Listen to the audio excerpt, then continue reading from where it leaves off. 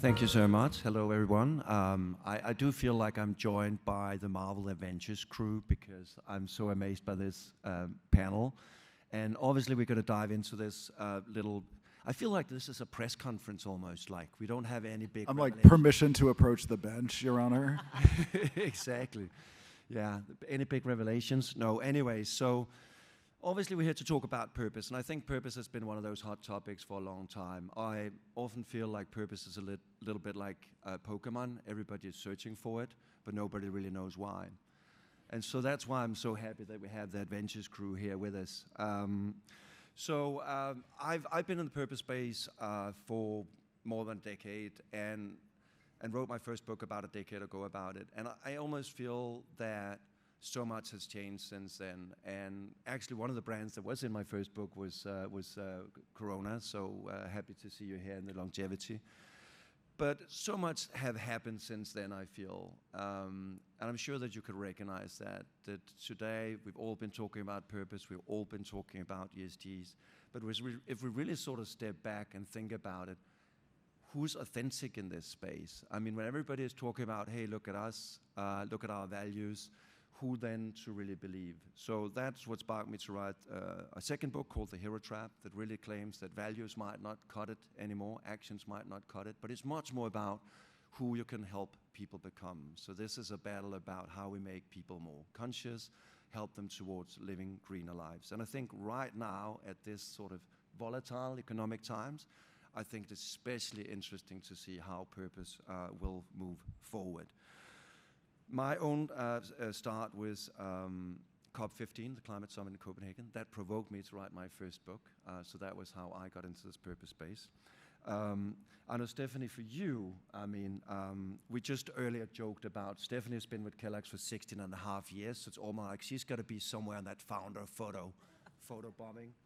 But what sort of brought you into this purpose space, and what draws you into the exciting work that Kellogg's is doing?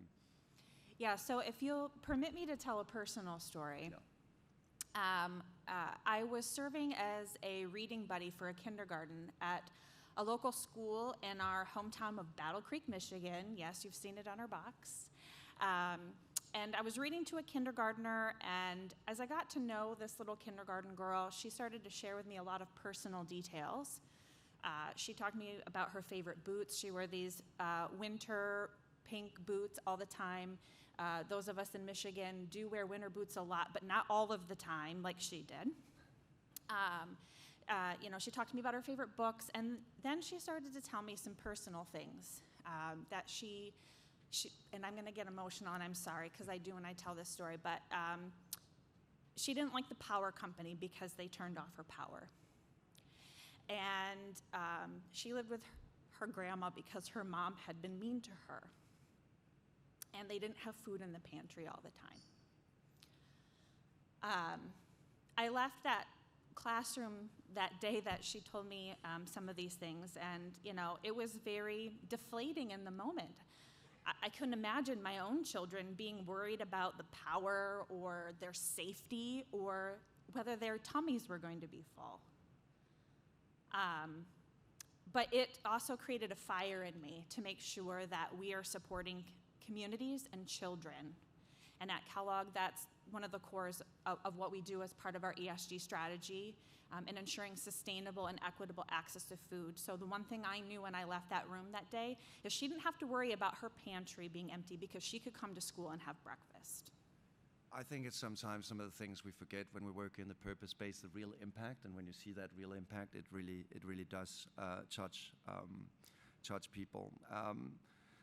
Oatly, how many people know Oatly? Let's get some hands up. For those of you watching online, people are going to look at you weirdly, but fine, okay. Quite a few of you. So I think all of us probably know Oatly for a bit of the activist approach in this space. And I obviously talked a little bit about how today it's harder to cut through with purpose. How do you manage purpose, and how do you stay relevant as an activist brand? And would you call yourself an activist brand? We don't. We like to use the term active-ish, even though we like to start a lot of trouble. I mean, obviously, we are in the business of food systems shift. So at our core, I guess you could call that activism, if not just like change agency. In terms of how we stay relevant, I know this is like kind of semantics, but the goal for us is like not necessarily to be relevant. I feel like it's one of those things where like if you set out to be relevant, you can end up chasing bandwagons and causes du jour. But if you set out to be purposeful, you will be self-evidently relevant. And that's kind of the way that we think about it. So much so that like we actually quite rarely, at least here in the US, our European counterparts like to start a little bit more shit than we've done in the only 5 years that we've been here. But like we actually very rarely talk about our purpose. Sure, it's on the side of our pack and you can find all the information on the website, and we find interesting, discrete ways to kind of weave it into the things that we do and say. But we've actually found that like a lot of people don't want to hear us talk about it, or that they might have other reasons why they choose to drink Oatly. And so like the purpose doesn't necessarily have to be at the forefront of everything. I think especially in this like world of like what is increasingly becoming purpose fatigued, that actually the less you talk about it and the more you focus on just achieving your mission, the more successful you'll be. So we look at it like, we know what our mission is. Our mission is to convert 50% of cow's milk drinkers to oat milk on behalf of the planet. We don't necessarily have to say that that's our mission in order to accomplish that goal and still end up being purposeful. It was in fact one of the brands I had in my second book. I was lucky to interview John about it. But this shift about having a clear focus on what you actually want to achieve, rather than sort of touting your own achievements, I think is quite an interesting one. And Zanella, because Corona has been in this space for a long time, and you have a little disclaimer before in terms of what Corona is, but again, for someone who I feel is sort of like a godmother, godfather brand in the purpose space, how do you make sure that you align sort of this, what I often call a two-headed purpose monster, the profit and the purpose side, still to this day? And maybe the disclaimer first. Can you hear me? Yeah. There's a weird, beautiful sticker I wish everyone could see that says, "Speak loudly, get close to mic." So I'm like embracing this. That's why we all sit like this. Like leaning in the whole time. We look like psychos. Okay, there we go. Great to meet you all. Good afternoon. The big disclaimer before we start chatting is I'm responsible for Corona AB InBev owned, so Anheuser-Busch owned, which means Corona everywhere in the world except the US. So you all need to momentarily forget about every piece of advertising, packaging, or any other touch point that you've had with Corona, because in here, it's a different company, it's a different brand, everything's different. That being said, I'm Antonella, great to meet you. I'll answer your question, but I think first I really love some of what you just said, which is we start chasing like how is purpose relevant, what's relevant to the consumer, which is in itself a horrible word. And the reality is that, and in our journey, it has been so important that purpose is true to the brand. It's true to your brand. And if it's true to your brand and it's authentic to who you are and what you've come to do in this world, sell more beer, of course, but also other things, then it becomes a creative challenge of how do we materialize that to the consumer in a relevant way, which is a bit of what you were touching on. Like maybe we don't need to explain anything, but the authenticity to the brand DNA, I think, is a first filter, and then you will find a way to share it with the world in a relevant way. About the profits. Look, we touched on this the last time we talked. I think some of the kind of secret sauce of Corona and why it has been successful for us is that we've been very consistent in the what, which is we're a brand that was born at the beach. The beach is our home, and the beach is the best place on earth where you want to sit and enjoy a Corona. But if that beach is full of plastic and of like dying animals, then it's not so enjoyable, right? So it's very natural for us to be like, this is what we need to protect because this is what we call our homeland. And so because we've been working on that very consistently, ABI took the brand in 2015, and this platform existed before. So we had the ability to perfect and kind of iterate on programs that we had been doing. And I think that was a bit of the secret on finding the right way to integrate it as a business driver. So a very simple example.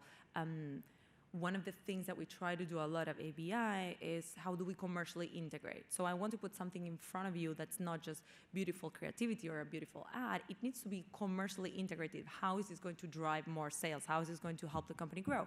And so one of the early things that we did was this beautiful packaging mechanic where you were buying a six-pack of Corona, and because of this, Corona, on behalf of you, consumer, we're going to clean up 1 square meter of beach, which is it's a powerful, maybe I just like it too much, but it's a powerful thing. You're going to your beer aisle, a lot of options, and if you care about this sort of thing, just by the simple act of choosing one beer over the other, you're driving positive change. And so we did this at a very small scale, because it's of course expensive to clean up a square meter of beach, but then we saw the reaction from people. And they were like, the packs were gone, boom, in a second. So we iterated on that and said, okay, if people are willing to switch their beer choices, if we, do meaningful, have meaningful impact on their behalf, then how do we expand this? And so it was through a different mechanic, which is instead of cleaning up 1 square meter of beach, we're recovering from nature and recycling a plastic bottle. And we were able to do that pack for 4 months in Brazil. It finished just now. And then through our comms campaign and through the commercial integration with that pack, we just reached our historical brand power, which is how we measure brand equity in Brazil. So it's when we're able to kind of iterate and learn from those experiences and then really turn them into big platforms. So it's not a side hustle that once a year we do World Cleanup Day and take pictures. It's like at the core, that's when it becomes powerful. Stephanie, is this something you can recognize? Obviously, Kellogg's is quite a complicated portfolio, but obviously, in terms of activating the sort of Better Days promise across such a portfolio, how do you manage that? How do you go about it? I know you talked about course hopping a little bit earlier in the prep. Yes, and I love what you're saying about it being authentic to your brand, because when it's authentic to your brand, then it will resonate with your consumer. Yeah. Earlier this morning, there was a lot of conversation about, this conversation about purpose and profit, and there was talk about the investor community and quarterly earnings. In a house of brands like ours, there's a lot of marketers that are working also quarter to quarter. So it's not just your CFO thinking about that, it's your marketing teams too. There's a lot of, as you said, capitalizing on the latest trend.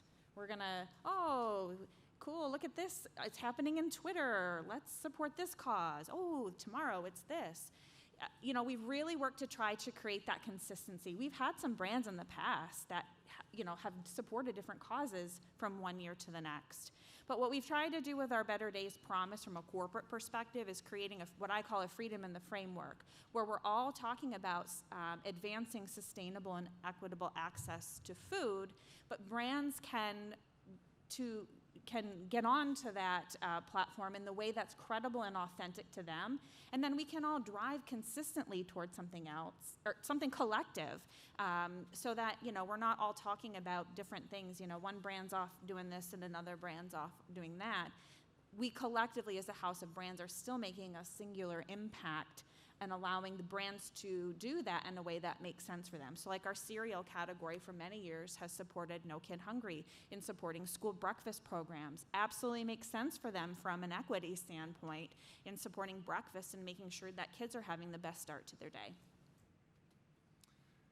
So to you, Armando, because Antonella touched on this thing where how do you get the balance right? I mean, which I think a beautiful example of a campaign where you get that right. I think so often we forget that commercial part of it. It just ends up being a really nice sounding purpose campaign. I mean, always what comes out from you guys has this sort of creative, exciting angle to it. So take us through a little bit of that and how you still make sure that there's a sort of commercial success behind it.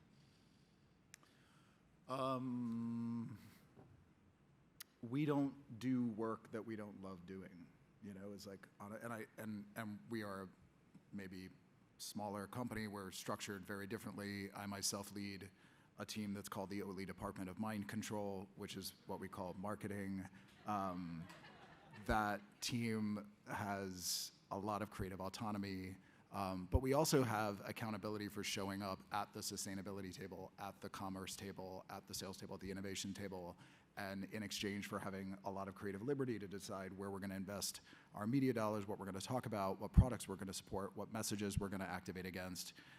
We have to show up and intimately understand all aspects of the supply chain and our agenda and our business and the market and the consumer and all of that stuff.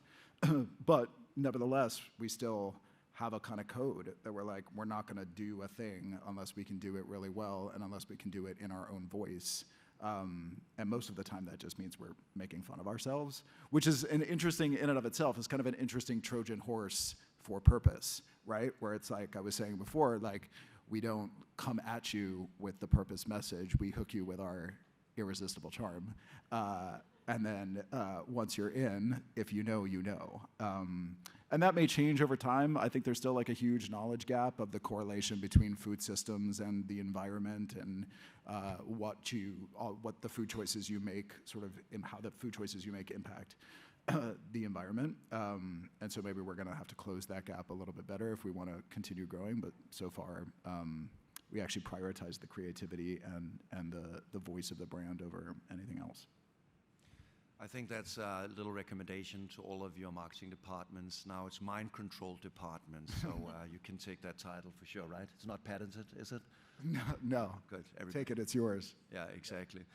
Good. So just a little closing remark. I mean, along the way, you've all been in the purpose space for a long time. If you had to give one good advice, one thing that you felt this was that thing I learned along the way, what would that be? Do you want to kick it off, Antonella? I I think know I it's tough to repeat put you on the spot, myself you know? a lot on this, but for me, the single most important thing is that it's authentic, and then once you're in an authentic space, the consistency, because we get so distracted and so bored and with flashy new things, and let's do NFTs, let's support mental health. It's like, what? Why? So iterating on what's true to your brand and kind of perfecting there and reversing the question of, you know, why don't we do this? People don't care about the beach or plastic anymore, to why would we change for a purpose specifically? Oh my gosh, what you said just resonated with me so much. I'm feeling it right now because, you know, I've actually had, you know, marketers say to me, you know, Stephanie, purpose doesn't sell. You know, that campaign didn't work. So we're moving on to the next thing. Thank you very much. And I challenge them because it's not the purpose that didn't work. It's the mechanism or the way in which you talk to them about the purpose. Mm-hmm. And guess what? Consumers change all the time. Just because that worked yesterday, it's not going to work tomorrow. So it's not necessarily the purpose that's the problem. It's how we're talking about the purpose that needs to change and evolve with our consumers. And if we want to stay credible and authentic, we have to stick with what we believe our purpose is and adapt to the world around us and how we're engaging with people in that purpose. Fantastic. And you got 1 minute. You got 1 minute. I'm really when I was passionate about this thing. I'm sorry. I told you it was the Adventures crew, you know? We got a lot of fighting up here on stage already. When I was at my last job at Vox Media, that's Vox with a V, I produced with Ben and Jerry's a podcast about the history of systemic racism in America. And it was about a week before the launch. And I called who was my client, the head of marketing at Ben and Jerry's, and I said, hey, Jay, I'm just realizing, like, we're launching this thing in a week, and there's probably going to be, like, a lot of, like, polarizing conversation on social media. Should we set up some sort of a war room? And he was like, what are you talking about? I was like, well, in the first few days, we should be, like, listening to what people are saying. We should be in a position to react because they're probably going to come at you. And he was like, oh, Armando, like, no, we pretty much assume that 50% of people are going to hate everything we do. that's the lesson. Like, Great. So if you get lost in the Pokemon maze, here are three very good answers in terms of navigating that trouble. Thank you so much for joining today, and good luck on the purpose journey.